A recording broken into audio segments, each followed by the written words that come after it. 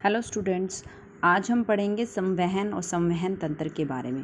मनुष्य में जो भोजन का पाचन होने के बाद पोषक तत्व बनते हैं, श्वसन के बाद ऑक्सीजन, ब्रीदिंग के बाद जो सांस लेने की प्रक्रिया है उसके बाद जो ऑक्सीजन हम अंदर ले लेते हैं फुफ्फुस में भर ली जाती है और फुफ्फुस से रक्त में चूस ली जाती है, या और हमारे शरीर में जो वेस्ट मटेरियल्स हैं, जो व्यर्थ पदार्थ हैं, उनको एक कोशिका से किसी अंग तक या अंग से कोशिकाओं तक, यानी हमारे शरीर की सभी कोशिकाओं के बीच इन सभी पदार्थों का जो आदान प्रदान है वो किस प्रकार से होता है उसे हम संवहन कहते हैं।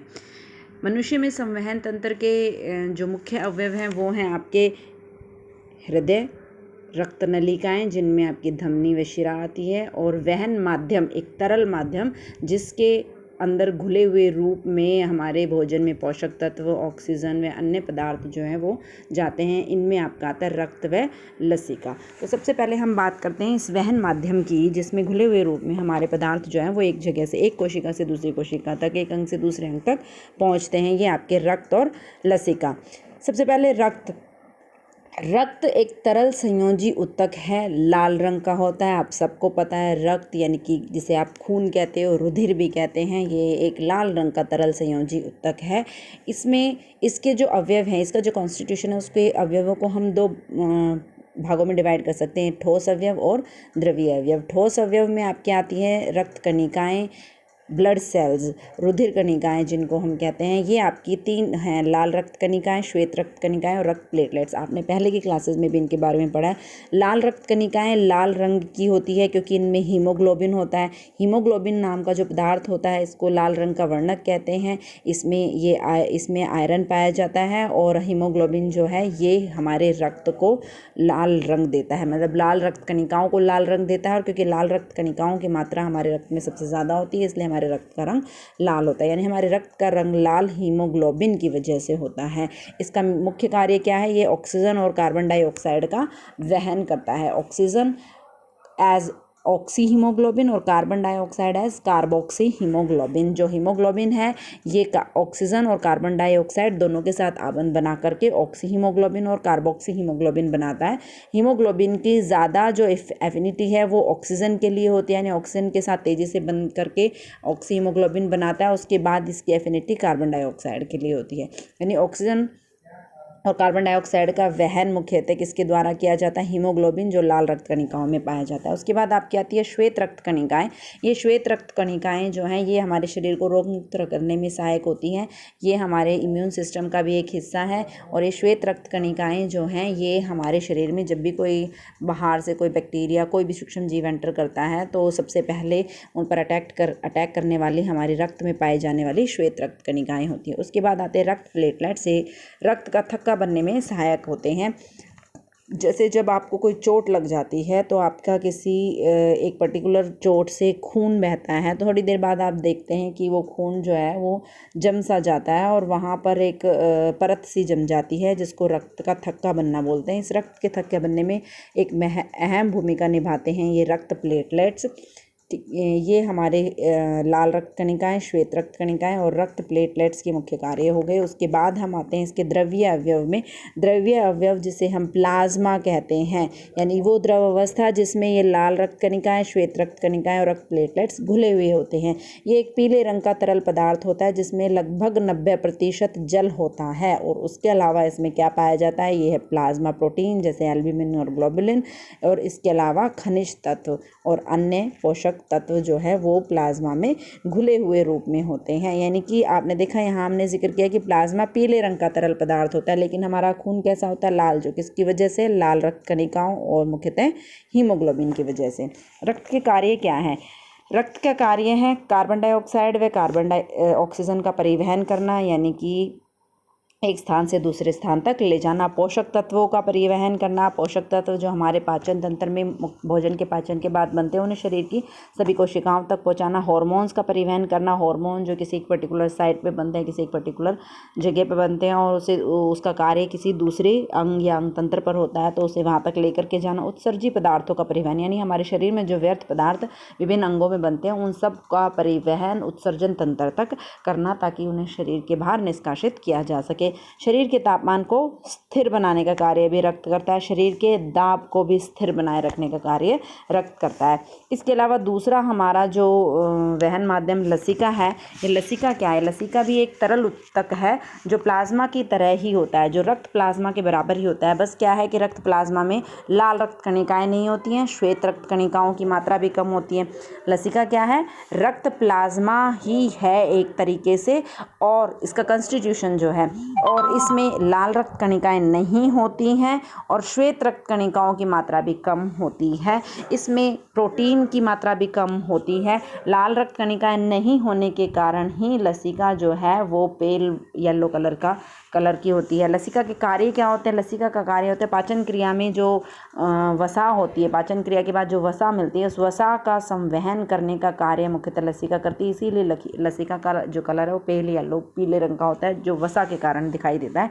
यह शरीर के हानिकारक जीवाणुओं को नष्ट करने में भी सहायक होती है लसिका। इसके अलावा लसिका उत्तकों से अपशिष्ट पदार्थों और अपचित प्रोटीन का रक्त में परिवहन करती है, यानी कि अपशिष्ट पदार्थों को उत्तकों से लेकर के रक्त में लेकर के आती है। उत्तक से जो अपचित पदार्थ है वो लसिका में विसरित होते हैं और लसिका से वो रक्त में विसरित हो जाते हैं। यह शरीर के घावों को भरने में, लसिका जो है शरीर के घावों को भरने में भी सहायक होती है।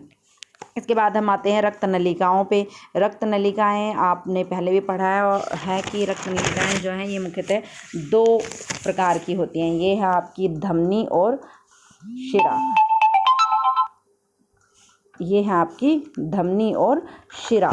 धमनी, जैसा कि आपको पता है, धमनियाँ जो है आपकी ये किसका संवहन करती हैं? ऑक्सीजनित रक्त का, यानी जिस रक्त में ऑक्सीजन की मात्रा अधिक होती है। शिराएं जो अनऑक्सीकृत रक्त है, जिसमें कार्बन डाइऑक्साइड की मात्रा ज़्यादा होती है, उसका संवहन करती है। अच्छा, धमनी ऑक्सीजनित रक्त को हृदय से शरीर के विभिन्न अंगों तक लेकर के जाती है और शिराएं विभिन्न अंगों से अनऑक्सीकृत रक्त को एकत्रित करके हृदय में लाती है। यानी कि जो धमनी है वो ऑक्सीजनित रक्त को लेकर के शरीर के सभी अंगों तक जाती है और शिराएं जो है वो सभी अंगों से कार्बन डाइऑक्साइड युक्त रक्त को लेकर के वापस हृदय में आती है। अच्छा, इनमें एक अपवाद भी है। अपवाद मतलब जो अपोजिट कार्य करती है। आपको पता है कि धमनी जो है वो ऑक्सीकृत रक्त ले जाती है, लेकिन जो फुफ्फुस धमनी है, फुफ्फुस धमनी जो है वो हृदय से अनऑक्सीकृत रक्त को लेकर के फेफड़ों तक जाती है। ऐसा ही अपवाद शिराओं में भी है। शिराएं जो है वो अनऑक्सीकृत रक्त को एकत्रित करके संवहन करती है, जबकि अपवाद यानी फुफ्फुस शिरा जो है वो ऑक्सीजनित रक्त को फेफड़ों से हृदय में लेकर के आती है। कि धमनी की जो भित्ति है वो मोटी और अधिक लचीली होती है और शिराओं की भित्ति कम मोटी होती है और कम लचीली होती है। धमनियों में वाल्व नहीं होते। इनमें जो रक्त है वो रक्तदाब जो है वही रक्त प्रवाह को नियंत्रित करता है, जबकि शिराएं जो है, शिराओं में वाल्व होते हैं बैक फ्लो को रोकने के लिए। यानी कि शिराएं जो अनऑक्सीकृत रक्त को कोशिकाओं से, अंगों से, उत्तकों से लेकर के हृदय तक आ रही है, वो रक्त वापस उन उत्तकों तक ना जाए, इसलिए उस बैक फ्लो को रोकने के लिए उसमें वाल्व पाए जाते हैं। धमनियाँ सतही नहीं होती, ये उत्तकों के नीचे पाई जाती है और शिराएं जो हैं वो सतही होती हैं। कभी कभी आप अपनी स्किन के अंदर देखते हो, आपको रक्तवाहिकाएं दिखाई देती हैं और वो ब्लूइश कलर की होती है। ये रक्तवाहिकाएं आपको जो दिखाई देती है ये शिराएं होती हैं, क्योंकि ये ही सतही होती हैं, इसलिए ये ही कुछ लोगों में दिखाई देती है, सभी में नहीं दिखाई देती है, जबकि धमनियाँ जो है ये सतही नहीं होती हैं। उसके बाद केशिकाएं क्या है? केशिकाएं जो है धमनी और शिराएं जो हैं जैसे कोशिकाओं तक पहुंचती है, अंगों में जाती है, अंग तंत्रों में जाती है, ऊतकों तक जाती है, कोशिकाओं तक पहुंचती है, बहुत ही बारीक ब्रांचेस में, शाखाओं में विभक्त होती जाती है। वो जो सबसे महीन शाखाएं हैं उनको हम केशिकाएं कहते हैं।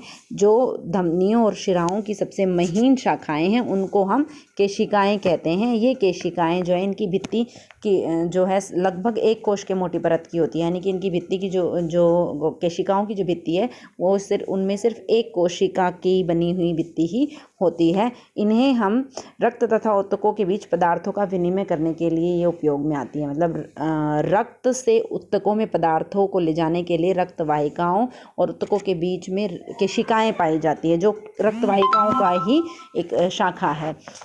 रक्तदाब क्या होता है? रक्तदाब जो रक्तवाहिकाओं के भित्ति मतलब रक्त वाहिकाओं में रक्त बह रहा है और वो रक्त उन रक्त वाहिकाओं की दीवारों पर भित्तियों पर एक प्रेशर लगाता है, एक दाब लगाता है, उसे हम रक्त दाब कहते हैं। यह दाब शिराओं की अपेक्षा धमनियों में ज़्यादा पाया जाता है, इसीलिए धमनियों में जो रक्त का प्रवाह है वो इस रक्त दाब के द्वारा ही नियंत्रित किया जाता है। धमनियों में यह दाब निलय संकुचन के दौरान प्रंकुचन दाब यानी जिसे सिस्टोलिक प्रेशर कहते हैं और निलय शिथिलन के दौरान डायस्टोलिक प्रेशर अनुशिथिलन दाब कहलाता है। यानी जो बीपी नापते हैं, बीपी रक्त दाब को कहते हैं ब्लड प्रेशर जिसे शॉर्ट में बीपी कहते हैं, आप लोगों ने सुना होगा। जो बीपी मापते हैं तो उसमें आप देखते हैं 2 रीडिंग लेते हैं। वो एक 100 नॉर्मल जो रक्त दाब है, सामान्य रक्त दाब है किसी एडल्ट का, वो 120 mmHg से 80 mmHg आना चाहिए, यानी कि जो रक्त दाब है वो 120 से 80 होना चाहिए। तो ये 2 जो रीडिंग लेते हैं, ये एक होती है सिस्टोलिक और दूसरी होती है डायस्टोलिक। सिस्टोलिक यानी कि जब निलय संकुचन होता है। निलय संकुचन यानी हमारे हृदय में जो 2 प्रकार के कक्ष पाए जाते हैं, आलिंद और निलय, वो जो उनमें जो है कॉन्ट्रैक्शन और रिलैक्सेशन होती रहती है। तो जब निलय संकुचन होता है, निलय जो हृदय का जो कक्ष है उसका जब संकुचन होता है, कॉन्ट्रैक्शन होता है, उस दौरान जो रक्त का दाब धमनियों में पाया जाता है उसे सिस्टोलिक प्रेशर कहते हैं, प्रंकुचन दाब हिंदी में बोलते हैं। और रिलैक्सेशन के दौरान उस कक्ष के रिलैक्सेशन के दौरान जो रक्त दाब धमनियों में पाया जाता है उसे अनुशिथिलन दाब डायस्टोलिक प्रेशर कहते हैं, जो कि 120 सिस्टोलिक और 80 डायस्टोलिक होता है। रक्त दाब को हम किसके द्वारा मापते हैं? एक यंत्र होता है जिसे स्फिग्मोमैनोमीटर कहते हैं, जिसे क्या बोलते हैं हम? स्फिग्मोमैनोमीटर। इसके द्वारा रक्त दाब मापा जाता है। जो भी मापने की अपनी मशीन देखी है वो स्फिग्मोमैनोमीटर होती है। 120 से 130 mmHg से अधिक अगर रक्तदाब पाया जाता है तो इसे हाई बीपी, उच्च रक्तदाब कहते हैं। जैसे आपने हाई बीपी सुना होगा कि भाई इसको हाई बीपी है। ये हाई बीपी क्या कहलाता है? अगर रक्तदाब हमारा 120 से ऊपर है तो उसे हम उच्च रक्तदाब कहेंगे। ठीक है, इसके बाद हम आते हैं हृदय के ऊपर। ये हृदय का चित्र है। इस हृदय के चित्र में आप देख सकते हैं कि यहाँ 4 कक्ष बनाए हुए हैं। ये दायां आलिंद, ये दायां निलय, ये बायां आलिंद, ये बायां निलय। ये 4 कक्ष हैं हमारे हृदय में जो मुख्यतः पाए जाते हैं। अब आप देखेंगे, इसमें आप ध्यान से देखना और ध्यान से सुनना मैं कहाँ से क्या बता रही हूँ। कि ये दायां आलिंद है। आप देखेंगे ये वाला हिस्सा जो है ना, मैंने ये आलिंद और दायां निलय जो है ये मैंने ब्लू कलर का दिखाया हुआ है, जबकि बायां आलिंद और बायां निलय जो है रेड कलर का। इसका मतलब ये है कि इसके अंदर दायां आलिंद और दायां निलय के अंदर अनऑक्सीकृत रक्त है, जबकि बायां आलिंद और बायां निलय के अंदर ऑक्सीजनित रक्त है। तो अब हम शुरू करेंगे कि रक्त किस प्रकार से हृदय में आता जाता है। ये जो दायां आलिंद है, ये दायां आलिंद हमारे शरीर के सभी हिस्सों से अनऑक्सीजनित रक्त लेता है। किसके द्वारा? महाशिरा के द्वारा। किसके द्वारा? महाशिरा के द्वारा। महाशिरा की 2 शाखाएं, एक शरीर के निचले हिस्से से आती है, यानी हमारे हृदय से नीचे के जितने भी शरीर के हिस्से हैं ना, उन शरीर के सभी हिस्सों से शिराएं जो है वो अनऑक्सीकृत रक्त लेकर के आती हैं। और वो शिराएं अनऑक्सीकृत रक्त किस में देती है? महाशिरा में। और ये महाशिरा इस रक्त को कहाँ लाती है? दाएं आलिंद में। और ये महाशिरा शरीर के ऊपरी हिस्से से यानी कि हमारा जो मस्तिष्क है, फेस है, यहाँ से जो अनऑक्सीकृत रक्त एकत्रित होता है शिराओं द्वारा, वो इस महाशिरा द्वारा जो है कहाँ लाया जाता है? दाएं आलिंद के अंदर। इसको हम बोलते हैं वेना कैवा। ये इन्फीरियर वेना कैवा और ये सुपीरियर वेना कैवा। इन्फीरियर यानी शरीर के निचले हिस्से से, सुपीरियर यानी शरीर के ऊपरी हिस्से से। तो रक्त अब जो अनऑक्सीकृत रक्त है यानी कार्बन डाइऑक्साइड युक्त रक्त है, वो शरीर के सभी हिस्सों से इकट्ठा करके कहाँ लाया गया? दाएं आलिंद में। दाएं आलिंद से ये रक्त कहाँ जाता है? दाएं निलय के अंदर। यहाँ आप देखेंगे एक वाल्व बना हुआ है। ये देखिए, ये जो है ये एक वाल्व बना हुआ है जिसे हम ट्राइकस्पिड वाल्व कहते हैं। ये वाला जो वाल्व है ये ट्राइकस्पिड वाल्व है, जो दाएं आलिंद से रक्त दाएं निलय में आता है, उस रक्त को वापस दाएं आलिंद में जाने से रोकता है। ठीक है, ये रक्त अब अनऑक्सीकृत रक्त जो है ये दाएं आलिंद से कहाँ आ गया? दाएं निलय में आ गया। दाएं निलय से ये रक्त जो है फुफ्फुस धमनियों के द्वारा फेफड़ों तक ले जाया जाएगा। कहाँ ले जाया जाएगा? फेफड़ों तक, फुफ्फुस धमनियों के द्वारा। जैसे हमने अभी पढ़ा था कि धमनियाँ जो हैं वो ऑक्सीजनित रक्त ले जाती है, लेकिन यहाँ ये क्या कर रही हैं? अनऑक्सीकृत रक्त ले जा रही हैं। इसलिए हमने अपवाद में पढ़ा था कि फुफ्फुस धमनियाँ जो है वो अपवाद हैं। ये धमनियाँ अनऑक्सीकृत रक्त ले जा रही हैं। ये दाएं निलय से अनऑक्सीकृत रक्त लेके जाती है फेफड़ों तक। शुद्धिकरण के लिए, ठीक है। और शुद्धिकरण के पश्चात जो रक्त फेफड़ों से, शुद्धिकरण का मतलब ये है कि उसमें से कार्बन डाइऑक्साइड, जैसे हमने श्वसन तंत्र में पढ़ा था ना, कुपिकाओं की रक्त वाहिकाओं में कार्बन डाइऑक्साइड तो जो है वो कुपिका के अंदर चली जाती है और ऑक्सीजन रक्त के अंदर आ जाती है। अब रक्त में क्या हो गया, ऑक्सीजन ज़्यादा हो गई है, तो इसे हम कहेंगे ऑक्सीजनित रक्त। ये ऑक्सीजनित रक्त इन फुफ्फुस शिराओं के द्वारा कहाँ लाई जाती हैं, बाएं आलिंद में। ये फुफ्फुस शिराएं भी हमने अपवाद में पढ़ी थी कि शिराएं अनऑक्सीकृत रक्त लेकर के आती है, लेकिन फुफ्फुस शिराओं में कैसा रक्त बहता है, ऑक्सीजनित रक्त। तो ये फुफ्फुस शिराएं जो है ये फेफड़ों से ऑक्सीजनित रक्त लेकर के बाएं आलिंद में आती हैं। बाएं आलिंद से ये रक्त आता है आपके बाएं निलय के अंदर। बायां निलय जो है इस रक्त को शरीर के सभी भागों में भेजता है, किसके द्वारा, अओर्टा, महाधमनी जिसे हम कहते हैं। देखिए मैं फिर से बताती हूँ, फिर से दिखा रही हूँ कि फुफ्फुस शिराओं के द्वारा ऑक्सीजनित रक्त जो है फेफड़ों से कहाँ लाया गया, बाएं आलिंद में। बाएं आलिंद से ये रक्त जाता है बाएं निलय में, और बाएं निलय से ये रक्त शरीर में भेजा जाता है किसके द्वारा, ये रेड एरो मैंने पहले भी लगाए हुए हैं, ये महाधमनी के द्वारा शरीर के सभी हिस्सों में भेज दिया जाता है, ठीक है। ये जो रक्त है ये ऑक्सीजनित रक्त शरीर के सभी हिस्सों में भेज दिया गया। अब यहाँ देखिए ये हार्ट जो है ये पंपिंग का कार्य कर रहा है। अब यहाँ भी देखिए कि ये जो है वाल्व बने हुए हैं, ये है बाइकस्पिड वॉल्व, बाएं आलिंद और बाएं निलय के बीच में ये जो वाल्व बना हुआ है ये बाइकस्पिड वॉल्व है। बैक फ्लो, वही वापस रक्त के वापस फ्लो को रोकने के लिए। फिर अओर्टा में जब जा रहा है, ये महाशिरा में जब जा रहा है, तो आप देखेंगे यहाँ भी वाल्व है, और ऐसे ही ये जो फुफ्फुस धमनियों में गया है यहाँ भी वाल्व है। इनको हम कहते हैं सेमिलुनर वाल्व्स। ये भी बैक फ्लो को रोकती है कि रक्त जो है वापस हृदय में ना आ जाए। तो ये रक्त जो है महाशिरा से होता हुआ शरीर के सभी हिस्सों तक पहुँचा दिया जाता है। अब यहाँ आप एक चीज़ और देखेंगे कि आलिंद के मुकाबले निलय की जो भित्तियां हैं ये मोटी हैं, ठीक है। आलिंद की भित्तियों के कंपैरिजन में निलय की भित्तियां मोटी है, क्योंकि आलिंद का काम क्या है, ब्लड को रिसीव करना, रक्त आ रहा है इनके अंदर, और निलय का काम क्या है, रक्त को भेजना। जैसे यहाँ दायां निलय जो है ये रक्त को फेफड़ों में भेज रहा है, और बायां निलय जो है ये रक्त को सारे शरीर में भेज रहा है। अब यहाँ आप ये भी देखेंगे कि जो दायां निलय है इसकी भित्ति की कंपेरिजन में बायां निलय की भित्ति जो है वो अधिक मोटी है, क्योंकि दायां निलय सिर्फ रक्त को फेफड़ों तक भेजता है, जबकि बायां निलय जो है रक्त को शरीर के सभी भागों तक भेजता है। तो पंपिंग एक्शन को थोड़ा सा सपोर्ट करने के लिए हमारी जो हृदय के निलय कक्ष की जो भित्तियां हैं वो अधिक मोटी होती हैं, ठीक है। इसमें यहाँ जो भी मैंने लिखा हुआ है वो सारा मैंने आपको एक्सप्लेन कर दिया है। इसके बाद यहाँ पर ये जो मैंने दिखाया हुआ है ये भी मैंने आपको एक्सप्लेन कर दिया है। इसमें क्या है कि देखो रक्त दायां आलिंद में आई है, देखो शरीर के यहाँ से, देखो शरीर के सभी अंगों से रक्त कलेक्ट होकर के महाशिरा द्वारा कहाँ आया, महाशिरा द्वारा, ये महाशिरा है, महाशिरा द्वारा दाएं आलिंद में आया, दाएं आलिंद से दाएं निलय में गया, दाएं निलय से ये रक्त जो है ये आप ये देखिए दाएं निलय से ये जा रहा है, ये रक्त जो है ये फेफड़ों तक भेज दिया गया, ठीक है। और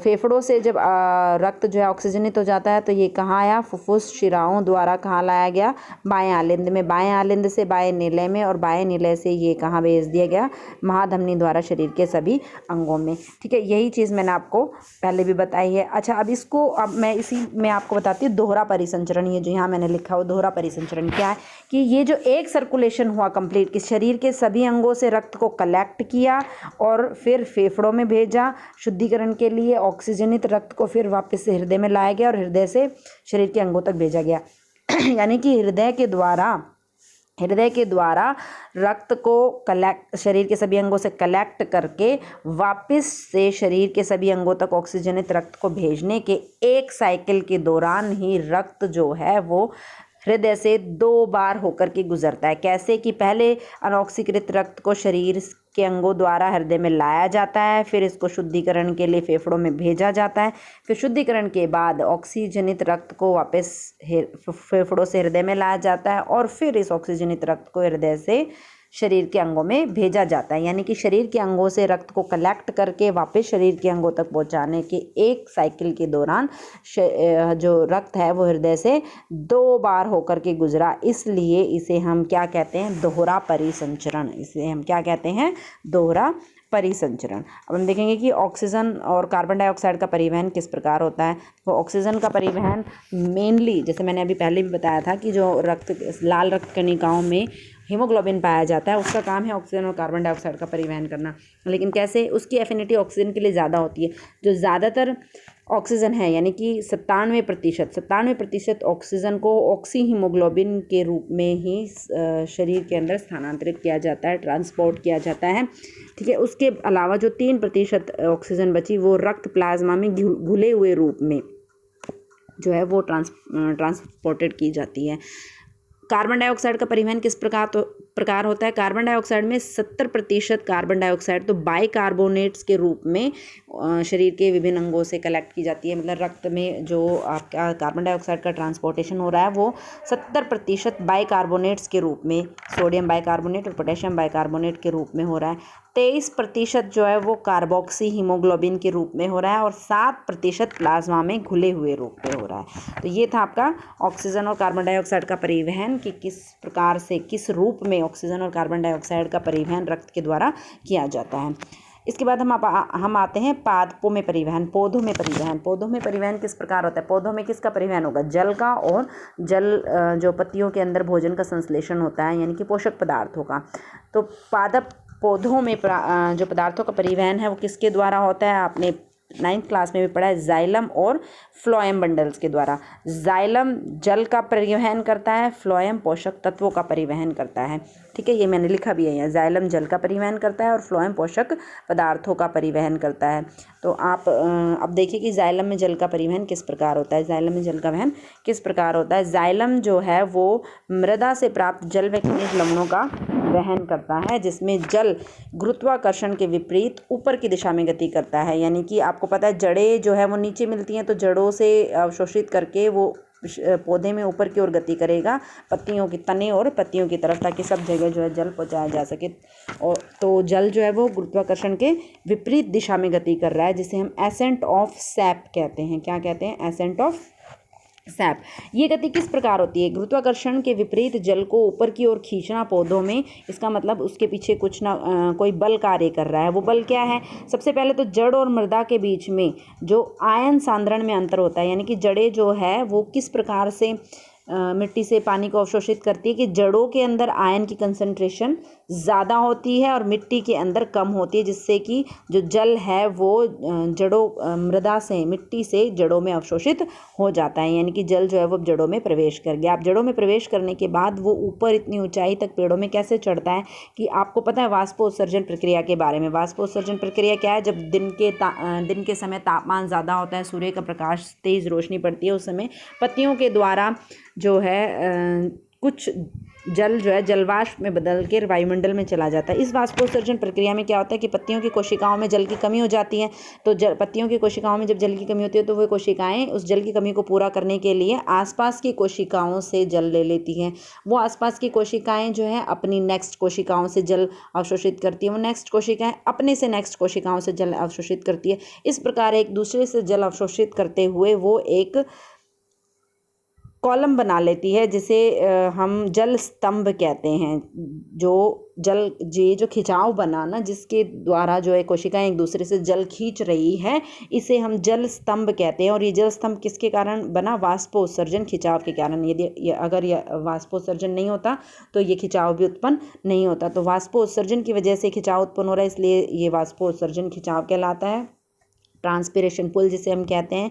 और ये एक वाटर कॉलम सभी कोशिकाओं में बना दे जो जाइलम बंडल तक पहुंच जाता है। और जाइलम बंडल से ये कहाँ पहुंचता है? जाइलम बंडल जो है वो पत्तियों से स्टेम, तने में भी होता है और जड़ों में भी होता है। तो ये जाइलम बंडल में ये खिंचाव जब जाइलम बंडल की कोशिकाओं तक आता है तो ये जड़ों तक कंटिन्यूसली खिंचाव जो है वो जाता है, और जड़ों ने जिन्होंने जल मिट्टी से अवशोषित कर लिया था वहाँ से जल ऊपर की ओर चढ़ना शुरू हो जाता है। यानी कि जो जल पौधों में जल का जो विपरीत दिशा में, गुरुत्वाकर्षण की विपरीत दिशा में ऊंचाई तक चढ़ना है, उसके पीछे मुख्य कारण क्या है? वाष्पोत्सर्जन, खिंचाव। उसके बाद हम आते हैं फ्लोएम में भोजन का परिवहन। फ्लोएम जो है ये आपने पढ़ा है कि फ्लोएम जो है इसमें भोजन का परिवहन होता है। 9th क्लास में पढ़ा है। जैसे पोषक पदार्थ, जो भोजन संश्लेषित हो गया है, जो कोशिकाओं के अंदर पत्तियों की कोशिकाओं में भोजन संश्लेषित हुआ है, उसे पौधे की बाकी कोशिकाओं तक पहुंचाने का कार्य फ्लोएम के द्वारा होता है। यानी प्रकाश संश्लेषण में जो विलेय उत्पादों का वहन, विलेय मतलब जो घुल सकते हैं, जो घुलने वाले होते हैं, उनका स्थानांतरण किसके द्वारा होता है, फ्लोएम उत्तक के द्वारा होता है। यह स्थानांतरण जो है पौधे के विभिन्न भागों में ऊपरी मुखी और अधोमुखी दोनों दिशाओं में होता है, मतलब ऊपर की दिशा में भी और नीचे की दिशा में भी। ऊपरी मुखी मतलब ऊपर की दिशा और अधोमुखी मतलब नीचे की दिशा। इन दोनों दिशाओं में जो है पोषक तत्वों का वहन होता है, संवहन होता है। जबकि आपने देखा था जल का संवहन जो है ऊपर की दिशा में हो रहा है, ठीक है। तो पौधों में जो पोषक तत्व हैं उनका जो मूवमेंट है वो ऊपरी मुखी और अधोमुखी दोनों होती है। सुक्रोज जैसे कुछ पदार्थ हैं वो उनका एक्टिव ट्रांसपोर्ट होता है, यानी कि एटीपी से ऊर्जा खर्च करने के बाद ही वो एक उनका स्थानांतरण होता है, तो इसे हम एक्टिव ट्रांसपोर्ट कहते हैं, ठीक है। तो सुक्रोज जैसे पदार्थों का एटीपी से प्राप्त ऊर्जा की सहायता से स्थानांतरण होता है। यह उत्तक का परासरण दाब बढ़ा देता है। जो सुक्रोज है ये फ्लोएम उत्तक का परासरण दाब, ऑस्मोटिक प्रेशर बढ़ा देता है। जिस दाब की वजह से जो पदार्थ है फ्लोएम से उस उत्तक तक पहुंचते हैं जहां दाब कम होता है, यानी कि जब फ्लोएम ने सुक्रोज को एक्टिव ट्रांसपोर्ट के द्वारा सुक्रोज जो है फ्लोएम में चला गया, इससे उसका ऑस्मोटिक प्रेशर बढ़ गया। लेकिन जो अन्य उत्तक हैं पौधे के उनका ऑस्मोटिक प्रेशर कम है, तो जो पदार्थों की मूवमेंट है वो अधिक दाब से कम दाब की ओर होगी और फ्लोएम से जो आपका पोषक तत्व है वो उन उत्तकों तक पहुंच जाएगा जहां पर उन पोषक तत्वों की कमी है। तो इस प्रकार से पौधों के अंदर जल और